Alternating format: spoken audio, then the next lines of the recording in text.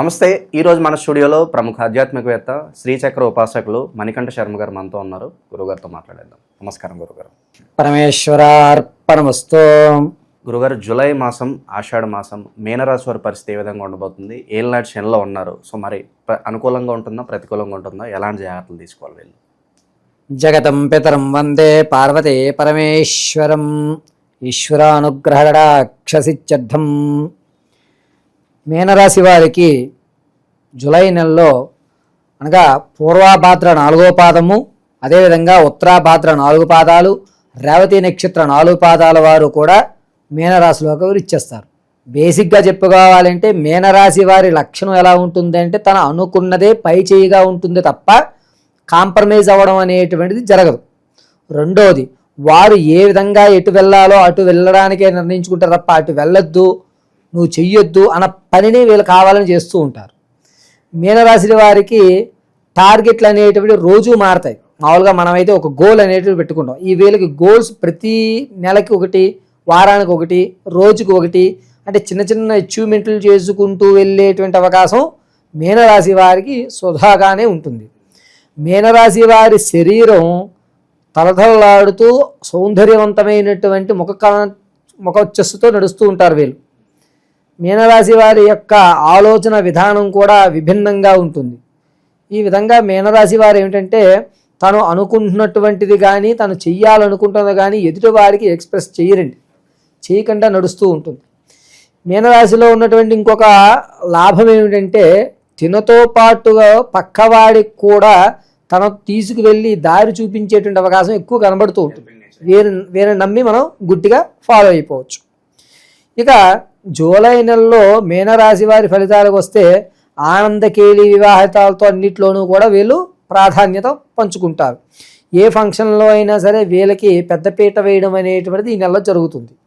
అంతేకాకుండా రాజకీయ నాయకులు ఎవరైతే ఉన్నారో వారి మాట తగ్గుతుంది. అంటే వాల్యూ అనేటువంటిది కొంచెం కింద పడేటువంటి అవకాశం నడుస్తూ ఉంటుంది. అందులోనూ రవి 16వ తారీఖు వరకు కూడా వీళ్ళకి అష్టమంలో చూడడం వల్ల ఇబ్బందిదాయకంగా ఉంటుంది.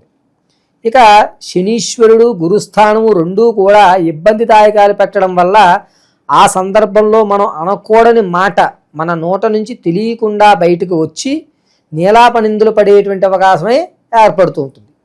విద్యార్థులకి మంచి ఫలితమే చూపిస్తూ ఉంటుంది. జ్ఞాపక శక్తి పెరుగుతూ ఉంటుంది.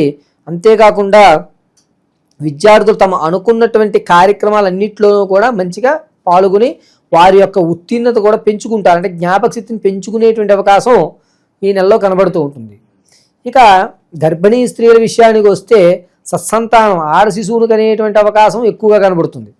ఎవరైతే సంతానం కొరకు చూస్తున్నారో వారికి సంతానం కలిగేటువంటి అవకాశం చాలా తక్కువగా కనబడుతుంది.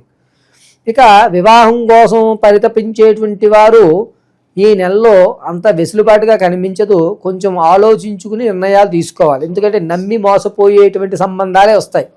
సంబంధాలు అనుకున్నా కూడా కుదిరితే అంటారు ఏదన్నా పెళ్లి సంబంధాలు కుదిరితే కానీ మోసపూరితమైనటువంటి సంబంధాలు వీళ్ళకి వస్తాయి.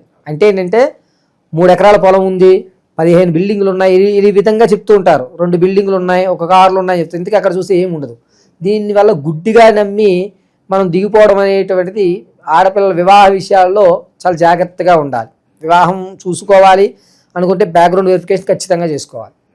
ఇక వ్యవసాయ రంగంలో ఉన్న వారికి కొంచెం ఊరట తక్కువగా ఉంటుంది, అనుకున్నంత ఫలితం ఉండదు. ఎవరైతే బిజినెస్ల్లో స్టాక్ మార్కెట్లో పెడుతుంటారో వారికి కొంచెం లాభదాయకం కనబడుతుంది. అంతేకాకుండా కొత్తగా వ్యాపారం ప్రారంభం చేద్దాం అనుకున్నటువంటి వారు అంత యోగదాయకంగా ఈ నెల లేదు. వచ్చే నెల యోగదాయకంగా ఉంటుంది. ఈ నెలంతా కూడా అంతంత వరకే మీరు ఆర్థికం డబ్బులు సంపాదించుకోవడం, కూడబెట్టుకోవడం, దానికి కావాల్సిన ప్లానింగ్ల వరకే చేయండి. ఏళ్ళనాటి శని ఇంపాక్ట్ అనేది ఎంతవరకు చూపిస్తుంది అంటారు ప్రభావం వీళ్ళ మీద? వచ్చేటువంటి నవంబర్ వరకు కూడా అలాగే ఉంటుందండి. వేరేంటంటే ఇవ్వడానికి తీసుకోవడానికి రెండింటికి పనికిరారు. కాబట్టి నేనేం చెప్తానంటే వ్యాపారానికి ఏం కావాలి, మెటీరియల్స్ ఎంత మనం ఎక్కడ పెట్టుకోవాలి, దానికి పర్మిషన్స్ ఏం కావాలి, ఇలా బ్యాక్గ్రౌండ్ వెరిఫికేషన్ చేసుకోండి ఈ నెలంతా కూడా మీనరాశి వారు.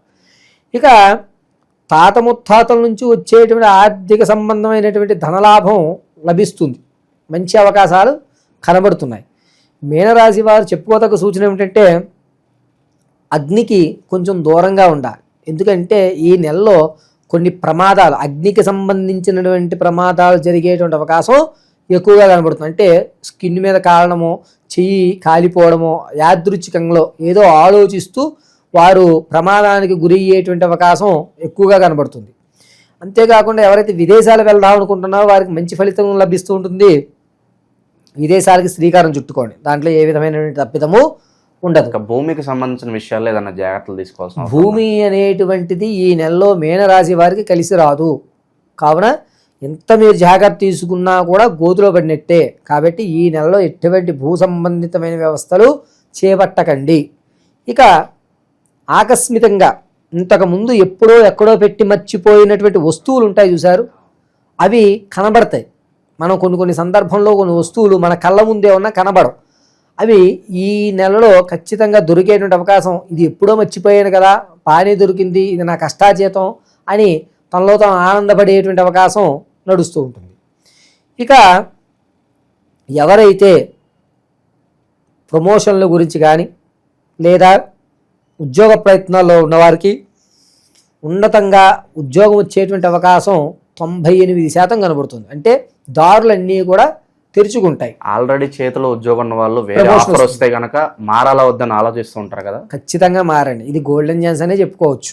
ఎందుకంటే మారడం వల్ల కొత్త పరిచయంతో మీరు మళ్ళీ వేరే స్థాయికి వెళ్ళేటువంటి అధికారం ఖచ్చితంగా ఈ నెలలో కనబడుతుంది. మీరు ఎక్కడైతే మారతారో అక్కడ మీకు అనుకూలమైనటువంటి వారు మిమ్మల్ని ఎదుర్కొనేటువంటి అవకాశం లభిస్తూ ఉంటుంది. ఇక మీనరాశి వారు వచ్చేసరికి నిత్యము కూడా శివారాధన చాలా మంచిది. అంతేకాకుండా ఈ మీనరాశిలో ఎవరైతే ఉంటారో వారందరూ కూడా ఖచ్చితంగా ఉదయాన్నే కొబ్బరి నూనెతో దీపారాధన చేసి శివాలయ దర్శనం చేయడం వల్ల మంచి ఫలితాలు అందిపుచ్చుకుంటుంటారు. మీనరాశిలో వారికి ఈ నెలలో జరిగేటువంటి ఒక విషయం ఏమిటంటే కొత్త పరిచయం ఏర్పడము అనేటువంటి జరిగి దానివల్ల ఆనంద కార్యక్రమాల్లో ఎక్కువగా పాలు పంచుకునేటువంటి అవకాశం లభిస్తూ ఉంటుంది. ఇక వీళ్ళు నిత్యం ఏదన్నా పనులు ప్రారంభించినప్పుడు కాస్త మనకు అనుకూలంగా జరగాలంటే ఏదన్నా మంత్రం చదువుకుంటే బాగుంటుందంటారా? నిత్యం ఏదన్నా వీళ్ళే మీనరాశి వారు ఈ నెలంతా కూడాను క్లీం గం గణపతయే నమః అని చెప్పుకుని ఆ తదనంతరం పరమశివుడు ఆరాధన కొబ్బరి నూనెతో దీపారాధన చేసుకుని ఈశ్వరారాధన చేయడం వల్ల మంచి ఫలితాలు అనేటువంటివి ఏర్పడుతూ ఉంటాయి. ఓవరాల్గా జూలై మాసంలో మీనరాశి వారి పరిస్థితి ఏ విధంగా ఉండిపోతుంది, ఎలాంటి పరిహారాలు పాటించాలి, అద్భుతంగా వివరించారు. ధన్యవాదాలు. ఈశ్వరార్పణ.